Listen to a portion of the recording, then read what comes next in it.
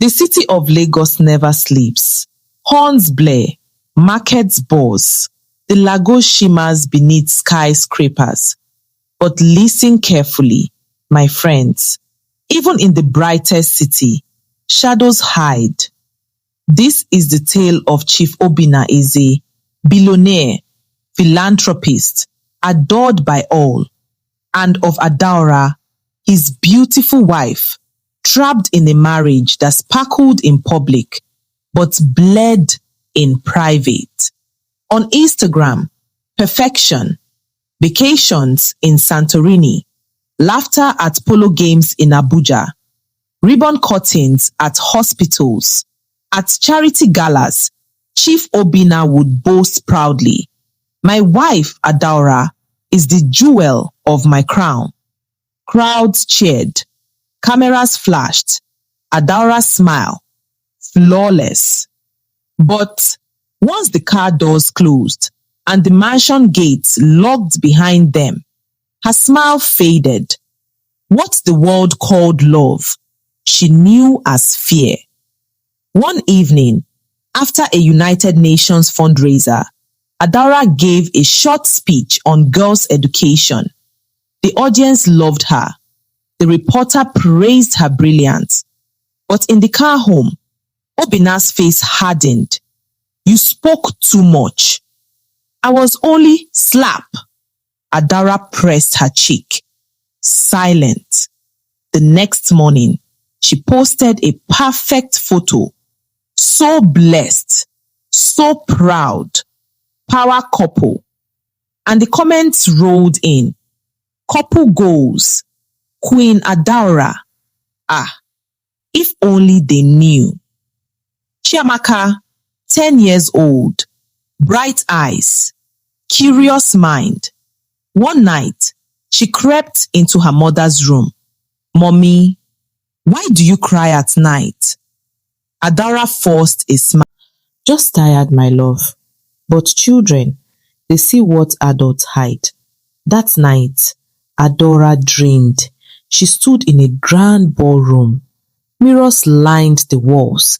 Each reflection showed her, smiling at parties, standing by Obinna's side, pretending. Then, cracks spread across the glass. The cage is gilded, but it is still a cage. If you remain silent, your daughter will inherit your chains. Adaora gasped awake, her chest tight, her spirit trembling. The ancestors were speaking. One night, after another gala, the storm broke. Adaora spilled wine on Obinna's imported rug. His rage boiled over. His slap sent her crashing against a marble table. Chiamaka ran in, screaming, "Daddy, stop!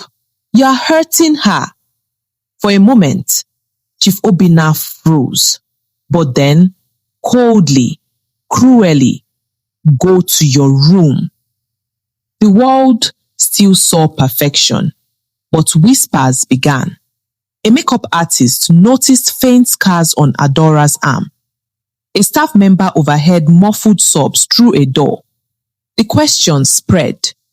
Is their marriage really perfect? Why does she never speak without him? But the public still worshipped him. Obinna's charm was his shield. Adaora's truth remained caged. The Lagos Women's Empowerment Summit. Obinna, dressed in flowing agbada, stood tall before the cameras. "My empire would not exist without my beloved wife, Adaora." Thunderous applause, flashes of light, the perfect script. But when the moderator handed Adaora the microphone, her hands shook, her throat tightened. Should she stay silent or tear off the mask? Her voice trembled as she began. "You admire us. You call us the perfect couple. But perfection ends when our doors close." The hall froze. I have endured years of violence, physical, emotional, hidden beneath diamonds and lace. Gasps, murmurs, cameras zooming in. Adaora pulled away her scarf, revealing the bruise on her neck. The illusion shattered. The news exploded. Perfect couple, wife speaks out. Billionaire chief accused of domestic violence. Social media burned with debate. Some hailed her as a heroine. Others accused her of betrayal. Business partners withdrew. Politicians avoided him. The empire began to shake. At home, Obina raged. "You've ruined me." But Adaora stood firm. For the first time, she was no longer afraid. And then, suspense deepened. On his laptop, Adaora found a folder, encrypted, hidden, inside voice notes, receipts, non-disclosure agreements, proof of women he had harassed, silenced, paid off. Adora's heart pounded as she copied the files onto a flash drive. She handed them to a trusted journalist. The scandal erupted anew, no longer just her word against his. Now, the evidence spoke. The courts buzzed with cases. Victims stepped forward. Civil groups rallied. The once invincible Chief Obina crumbled. But the danger wasn't over. Adaora received anonymous calls. Black cars idled near her foundation office. Threats hung in the air. Yet, she whispered to herself at night. Silence was his power. Truth is mine. Adaora left the mansion behind. With Chiamaka by her side, she built something new.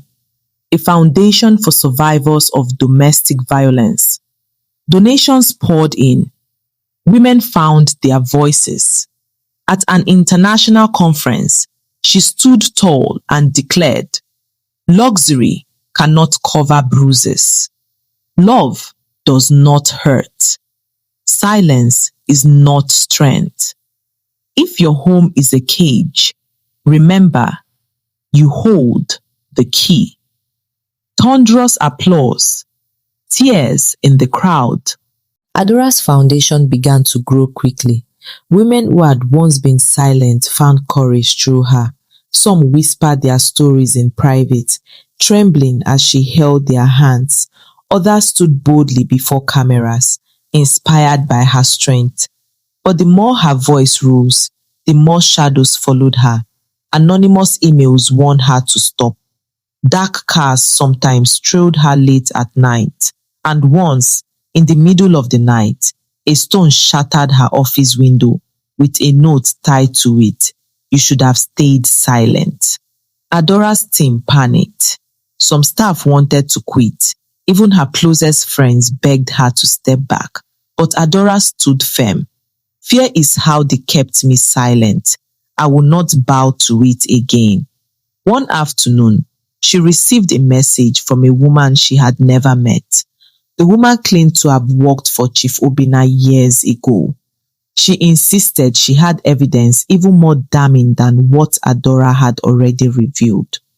They agreed to meet in a quiet cafe in Victoria Island. Adaora arrived first, her heart pounding, eyes scanning every face. The woman appeared, nervous, looking over her shoulder. She handed Adaora a small envelope. Inside were old photographs, contracts, and letters. Tears welled in Adora's eyes as she whispered, This proves everything." The woman squeezed her hand. "Tell the truth, my sister. Do not stop now." When the trial finally began, Lagos buzzed with tension. News vans lined the courthouse. Crowds gathered outside, some supporting Adaora, some still defending Obina. Inside, Adaora faced him across the courtroom. He wore his agbada like armor, his eyes sharp with pride. When called to testify, Adora's voice trembled at first, but soon grew strong. She described the bruises, the insults, the fear. She described nights when she thought she would not survive till morning. Obinna smirked, shaking his head. But when the new evidence, the photographs, the contracts, the hidden NDAs was revealed, his mask slipped. Gasps rippled through the room. For the first time, Obinna did not look invincible. He looked small. The most powerful moment came unexpectedly. Little Chiamaka, now braver than her years, asked to speak. The judge hesitated, but allowed it. The girl stood, her small voice carrying through the hall. I saw my daddy hurt my mommy. I begged him to stop, but he didn't. The room fell silent. Some wept, others bowed their heads. Chief Obinna lowered his eyes. For once, he had no words. The verdict came weeks later. Chief Obinna lost key businesses, political allies, and the respect of the people. Though his wealth could not vanish overnight, his reputation was ruined beyond repair. Adaora walked out of court with her daughter's hand in hers. Cameras flashed, but this time she did not hide. She did not smile for pretense. She simply walked with dignity, and behind her, other women followed. Victims who now found courage in her footsteps. Months later, Adaora stood at the opening of a new shelter for women. The building was painted in bright colors, laughter of children echoing in the yard. She caught the ribbon, her daughter by her side, and declared, "This house is not built with bricks alone. It is built with courage. It is built with truth. And it is built for every woman who once believed she was alone." Thunderous applause rose around her. For the first time in years, Adaora felt truly free. Yet, even as joy filled the air, Adaora knew the shadows had not vanished. Wealthy men like Obinna still walked freely. Women still suffered in silence behind glittering doors. The battle was not over. But Adaora was no longer afraid to fight. Chief Obinna still lived, but the man who once stood like a giant was now a shadow. He wandered his mansion halls alone, chandeliers burning, but no warmth inside. The newspapers no longer praised his name. Boardrooms no longer welcomed him, and the people whispered only one thing when they passed him: "Do not be like Obinna." But Adaora, Adora's life was reborn. She no longer hid behind diamond veils or designer lace. She wore strength instead. She wore freedom, and her smile this time was real.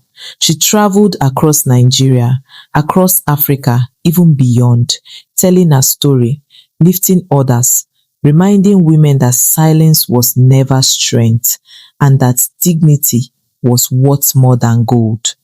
Her daughter, Chiamaka, grew, watching a new kind of legacy, not one of riches alone, but one of courage, not one of fear, but of freedom. And so, my friends, let this tale live in your hearts, for the world still adores shiny masks, but truth will always break the mask apart. Remember, a marriage is not judged by what people see in public, but by how love is lived in private. Silence, sharpens the blade of abuse, but truth breaks the cage. And that is the story of the Gilded Cage. Thank you, my friends, for staying with me through today's story. To all my returning listeners, your loyalty keeps this journey alive. And to my new friends, welcome again to this family of storytellers. If today's tale touched you, don't forget to subscribe, give it a like, share it with someone who loves a powerful story, and of course, leave your thoughts in the comments.